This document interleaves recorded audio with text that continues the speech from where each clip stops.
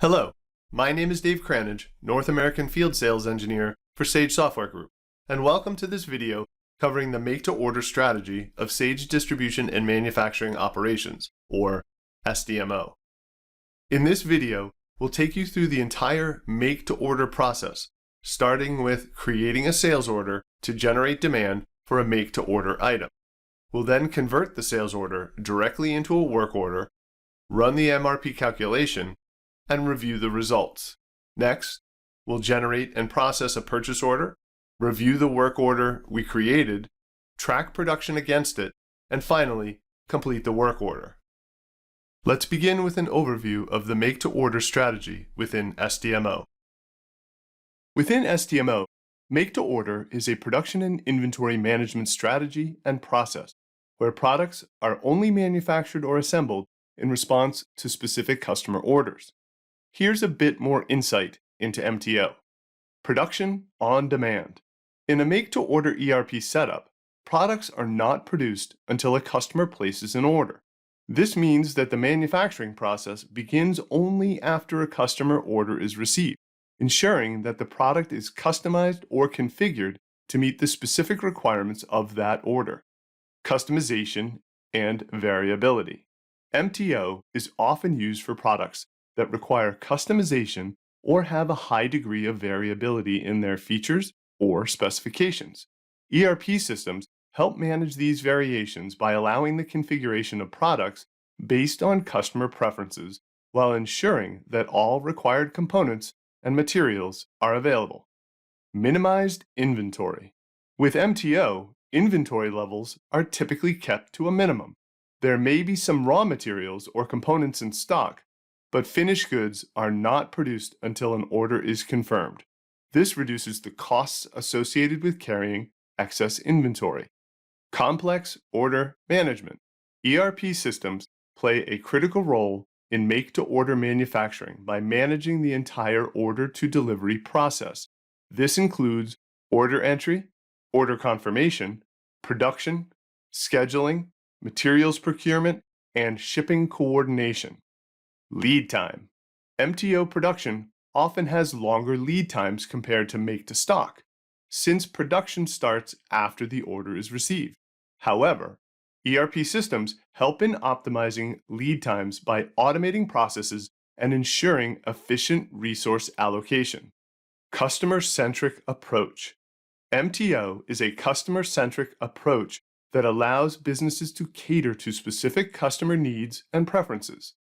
It is commonly used in industries where product customization or engineering to order is required. The MTO approach is particularly suitable for businesses that manufacture products that require customization or have variable features. In SDMO, our first step in the process is to create a sales order. From the manufacturing dashboard on the SDMO homepage, let's go to the Sales Process widget and select Sales Order. From the list view, let's create a new sales order.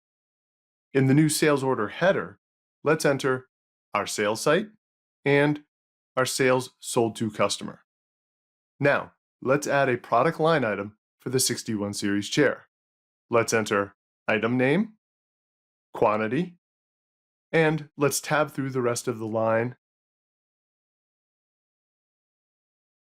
and save the transaction. Upon saving the transaction, the sales order is put into a quote status, enabling the user to provide the customer with up-to-date pricing and receive customer confirmation to move forward with the sales order. Let's print the sales order quote.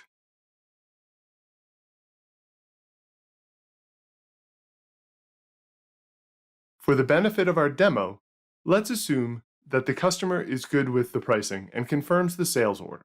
The sales order status changes to confirmed, and the line item updates to pending. Our next step in the process is to convert our confirmed sales order into a work order so we can produce the chairs required by the customer. To do this, we select Create Work Order from the More actions of the line item. In the new Work Order panel, we select Category, Type, We then verify the quantity and start date, review projected stock as needed, and hit Create to generate the work order. This creates a specific work order tied directly to the sales order for this customer. To see and access the associated work order, select Assigned Order from the More actions of the line item.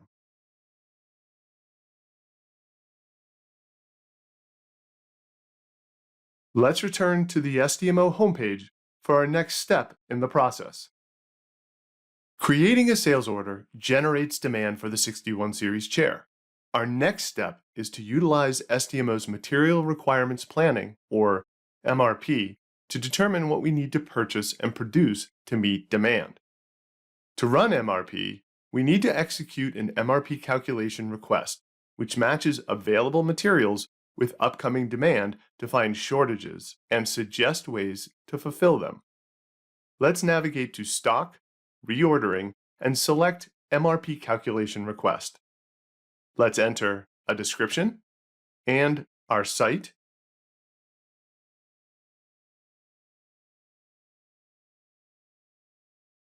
then Calculate.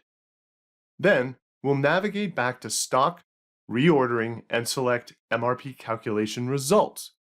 Selecting our request, we see the resulting MRP purchasing and production suggestions. From the list of MRP suggestions, a planner can generate the necessary purchase or work orders required for manufacturing. MRP is an integral component of stock management. It determines what is needed, when it is needed, and how much is needed. By only ordering items when there is a requirement for them, it keeps stock levels and associated stock overhead costs to a minimum. Let's locate the furniture screws purchasing suggestion and generate a purchase order. The new purchase order panel will open with pre-filled suggestion line data. The planner can make changes if needed or proceed to create the PO. Now, let's return to the SDMO homepage for the next step in the process. From the manufacturing dashboard, go to the Current Month's Purchase Orders widget on the SDMO homepage and select See All to access the purchase order list view. Accessing the purchase order we created, we can modify any of the PO or line item details. SDMO also provides a PO approval process to help manage a company's procurement process. For our review, though, we're going to just confirm the purchase order. Now, let's print the purchase order.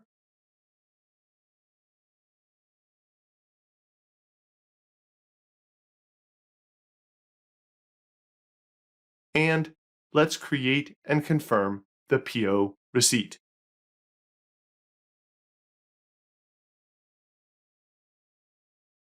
To access the receipt we just created, let's click the icon Open Line panel. Select the Progress tab and check the receipt status. Since it's not received, we can use the hyperlink in the grid to navigate to the receipt. To receive the line item, we edit the stock details. Add a line, verify the put away details, save the changes, and then post to receive the item to inventory.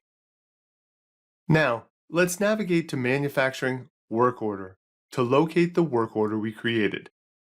The work order list view offers a unique feature that allows us to switch between table and calendar formats. This provides planners with a day, week, or month view of work orders based on the work order creation date. We can select our work order to view the details. The work order header displays the work order's status, planned or firm, allocation status, start and end dates, and indicates whether it utilizes a bill of materials and routing. Below on the screen, you'll find the necessary manufacturing operations, material components, and tracking details. As production tracking transactions are finished, they appear in the tracking details section and update the planned versus actual figures at the top right of the work order. Each 61 series chair is assigned a serial number, and there is an option to generate serial numbers for the work order at the bottom of the page. Let's generate serial numbers for our 10 chairs. Confirm, and view the numbers we generated. And click OK. Under the work order's More Actions, you can print the work order and the material issue pick list, or allocate stock to the work order. Let's print the work order and take a look. The work order provides production workers with instructions on what to make and how many, providing instructions, necessary materials, and required operations and steps to manufacture the item. Workers use it as a guide to start production and record tracking details. Let's continue along with our process and complete the necessary production tracking required for the work order. Production transactions can be completed individually for time, material, and finished goods production, or combined into a single production tracking transaction for a streamlined workflow. We'll utilize the streamlined workflow transaction to enter our time, material, and completed finished goods. To enter our transactions, we can go to Manufacturing, Production Tracking. We'll enter our work order number in the From and To fields.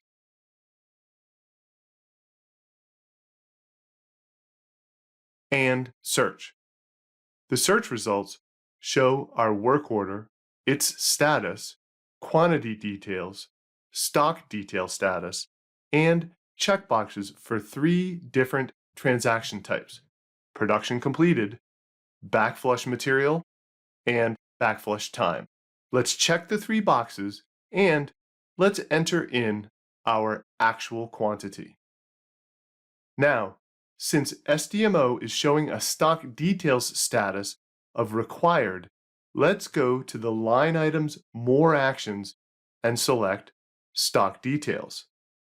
Let's add a new stock line, select the location to receive the stock,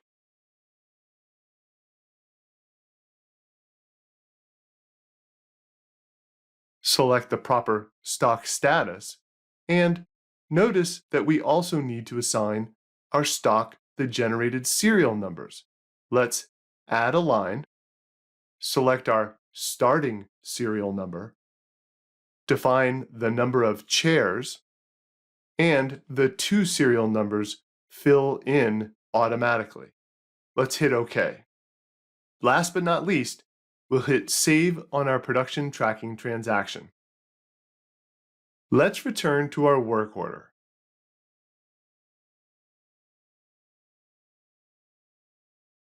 Here we can see that the status is completed, our operations show completed, our materials show completed, and the planned versus actual has been updated with the latest transaction data. Thanks for watching. Stay tuned for more videos exploring additional capabilities of Sage distribution and manufacturing operations.